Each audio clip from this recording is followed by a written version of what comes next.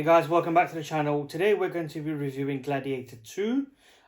This is the sequel which has come out after 24 years in real life.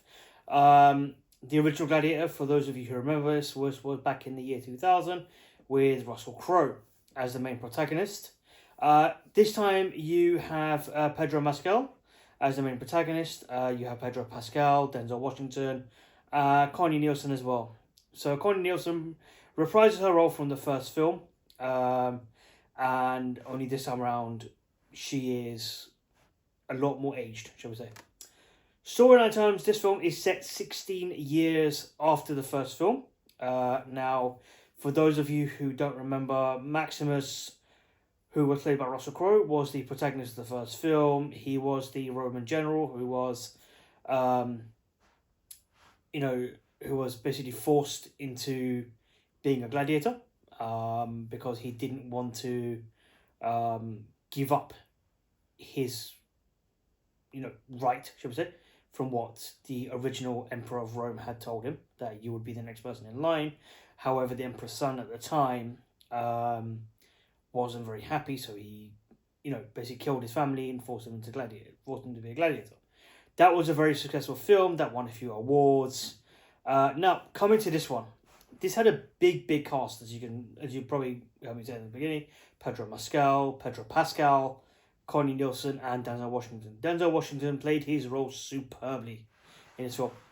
So Denzel Washington plays a villain who is basically after the throne, and his job is to basically, court favor with these two tyrannical emperors. Storyline of this one is that the main protagonist, Pedro Pascal, his home is invaded by Romans, and he is forced into slavery, where he becomes a gladiator. And in his home, basically, which was in Africa, in this, he was actually married. Now, his wife was killed by the Roman general, who in this case is Pedro Pascal, and is actually married to Connie Nielsen. Now, you get to see these two young tyrannical emperors, basically, who are actually outcasts. They don't have anything to do with Rome as such, but they just took the seat by force, pretty much. Took the emperor's seat by force. And they rule with an iron fist. Not everybody's happy with them, but everyone has to accept them nonetheless. Pedro Pascal is the raving general for the Roman army.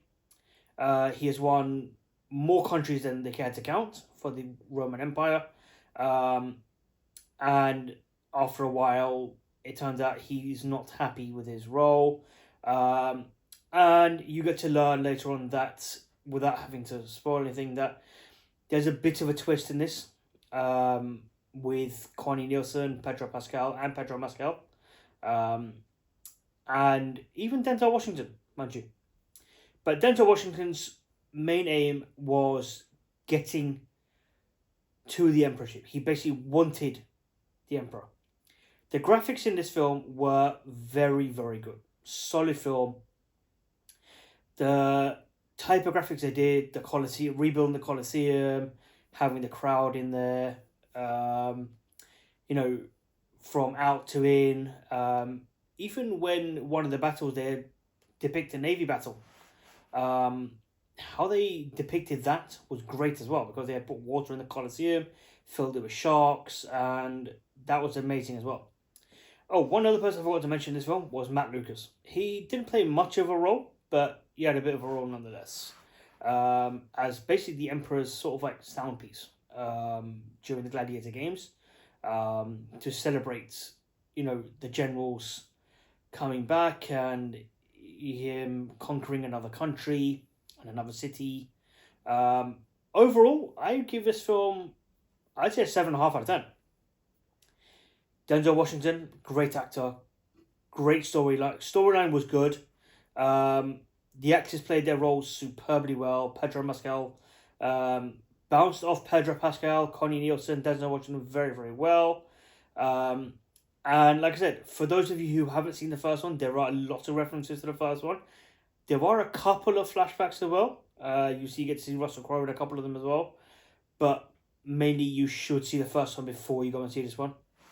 I did tell my wife and a few of the friends we did go with to make sure they did see the first one to understand the storyline. And my wife actually surprisingly quite enjoyed the first one.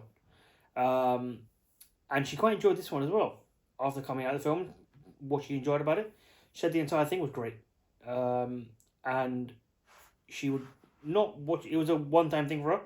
And I agree, yes, it's a one-time thing to watch in the cinema when it comes on Amazon Prime or Netflix or whichever one it comes on. Most likely going to be Prime, because Gladiator 1 is on Prime as well. Just watch it then. But you guys let me know your thoughts. Remember, I've given this film a 7.5 out of 10. You guys let me know your thoughts in the comments below. And remember to like, share, subscribe, and we'll see you on the next one.